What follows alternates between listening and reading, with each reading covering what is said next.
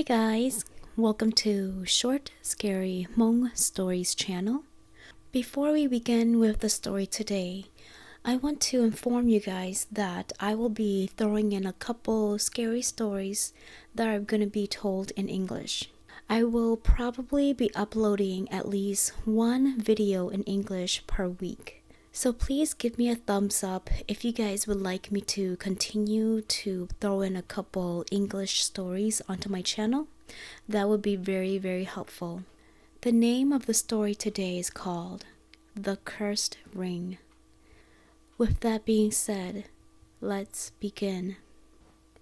It was a chilly October evening when Mai sat down at her kitchen table with her laptop on.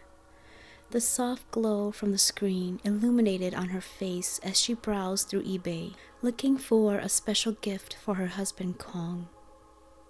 Their 5th wedding anniversary was approaching, and she wanted to surprise him with something meaningful.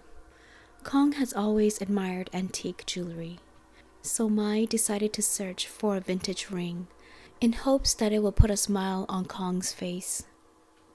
After several hours of scrolling through countless listings, Mai finally found it. A beautiful antique ring with an intricate design, featuring a dark, deep gem at the center. The description claims it's a vintage piece from Vietnam, and the seller's reputation was sold. The ring seems perfect, and the price was reasonable. Mai clicked Buy Now, without hesitation, excited to see Kong's reaction. The ring arrived a week later, packaged in a small velvet lining box. Mai eagerly opened it and admired the ring's craftsmanship. The gem had a mysterious, almost hypnotic quality, shifting colors in the light. She was thrilled with her choice and couldn't wait to give it to Kong. That evening, Mai wrapped the ring in a small, elegant box and placed it on the dinner table, where she and Kong would be celebrating their anniversary. When Kong got home from work, he was pleased to see the special setup. Mai handed him the gift with a bright smile. Kong opened up the box, and his eyes widened in surprise. He took out the ring and examined it closely. "This is beautiful," he said, his voice filled with genuine appreciation. "Thank you, my love." For the first few days, everything seems perfect. Kong wore the ring proudly, and Mai was delighted to see how happy it made him. However, as the days went by, Mai started to notice the difference in Kong's behavior. It seems like everything would just annoy him or anger him, and he's never like this. Mai tries to brush it off. One evening, as Mai was prepping dinner for Kong came home with a foul mood. He slams the door and stomped into the kitchen. Mai could feel the tension in the air as he threw his keys onto the counter. "What's wrong?" Mai asked, trying to stay calm. "Nothing," Kong snapped. "Everything's wrong." Mai flinched at his harsh tone but tried to remain composed. "I just asked what's bothering you. You can talk to me about it." Kong's face twisted with anger. "You wouldn't understand. You never do." The anger escalated quickly. Kong just seems to not be himself, and Mai was left feeling hurt and confused. She tried to reason with him, but he was relentless. That night, Mai went to bed feeling unsettled, unsure of what was causing Kong to be like this. Days turned to weeks, and Kong's behavior continued to deteriorate. He became increasingly aggressive, not just towards Mai, but towards everyone. His friends, his colleagues, they all noticed the shift in him, but Kong just brushes it off like it's nothing. Mai was at her wit's end, trying to cope with the man she once knew, so well now being someone else who she does not recognize. One night, as Mai was preparing for bed, Kong came into the bedroom with an unusual intensity in his eyes. Mai had just finished brushing her teeth. All of a sudden, Kong grabs her arm with force that made her gasp. "What's going on with you?" Mai asked in her trembling voice. As she looked into his eyes, all she saw was coldness. "You always think you're right, don't you?" he growled. Before Mai could respond, Kong shoved her against the wall and pinned her there. His hands tightened around her throat, and Mai's vision blurred with fear. Panic surged through her as she struggled to breathe. Kong's grip was unyielding, and she could see the anger in his eyes, a fury that was completely alien to her. "Kong, stop," Mai choked out, her voice barely a whisper. "You're hurting me." It was only when Mai's struggling became more frantic that Kong seems to snap out of his trance. He released her with a sudden jerk and staggered back. Mai sank onto the floor, gasping to breathe, tears streaming down her face. "What's wrong with me?" Kong muttered, his voice filled with despair.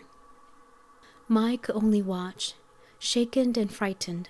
She had no idea what was causing Kong to suddenly be so violent, but she knew something was seriously wrong. As she looked at the ring on Kong's finger, a chilling thought crossed her mind. The next morning, Mai decided to investigate the ring. She looked up the origin and discovered that the seller had a reputation of dealing with cursed objects. The ring was said to be from a collection that was unknown. Mai's heart sank as she read about the ring and its history of driving people to madness, anger, and violence. Desperate for answers, Mai decided to confront Kong.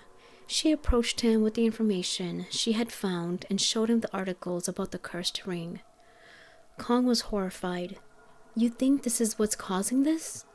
he said, his voice tingled with fear. "It fits, doesn't it?" Mai replied. "Everything that's been happening since you started wearing this ring, we have to get rid of it."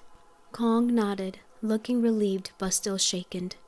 "I'll do whatever it takes. I don't want to keep hurting you like this."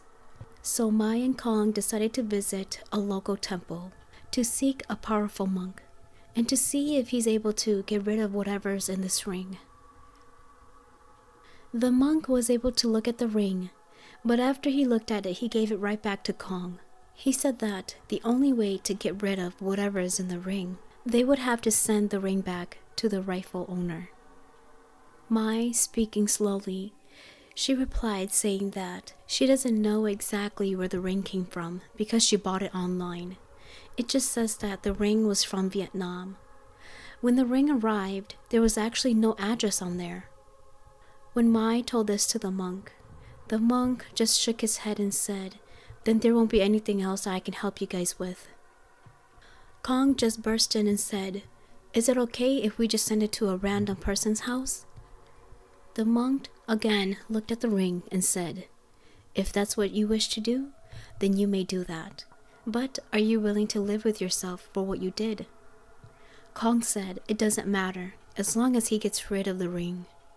After visiting the monk, Kong did not put the ring back on his finger. He bought a box and locked the ring up.